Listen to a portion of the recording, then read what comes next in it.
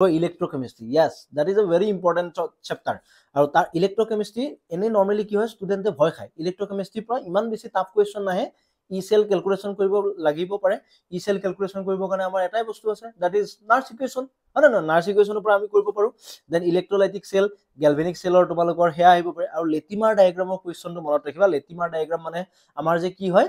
Fe2 পজিটিভৰ পৰা ধৰা Fe লৈকে তাৰ ই পটেনশিয়াল দিয়া আছে Fe3 পজিটিভৰ পৰা Fe2 পজিটিভ লৈকে তাৰ পটেনশিয়াল দিয়া আছে তোমাক এটা কোৱেশ্চনতে Fe3 পজিটিভৰ পৰা Fe লৈকে তাৰ পটেনশিয়াল কিমান হ'ব that question has come from Latimer diagram so Latimer diagram inorganic আমি Latimer diagram পঢ়ো কিন্তু হেতু এপ্লিকেশন ফিজিক্যাল কেমিস্ট্রি পৰা গৈছে ঠিক আছে সো Latimer diagramৰ কোৱেশ্চন আহিব পাৰে চান্স থাকে এটো physical chemistry Dibrugarh university Tezpur university অহাৰ বহুত বেছি চান্স আছে দেন তোমালোকৰ নাৰ্ছ ইকুৱেশ্যন মই কলোৱে আয়নিক স্ট্ৰেন্থৰ কোৱেশ্চন আয়নিক স্ট্ৰেন্থ উলাব পাৰে I equal to কি আছিল half of summation of mi zi square তাৰ পৰা কোৱেশ্চন বনিব পাৰে দেন মোলাৰ কণ্ডাক্টেন্স কণ্ডাক্টিভিটি তাৰ মোলাৰ কণ্ডাক্টেন্স কি হয় g equal to 1/r ৰেজিস্ট্যান্স বা কণ্ডাক্টিভিটি 1/ρ হেনুৱা কোৱেশ্চনো সুধি দিয়ে সো হেখিনি কোৱেশ্চন তোমালোকে কি কৰিবা মনোযোগ দিবা ঠিক আছে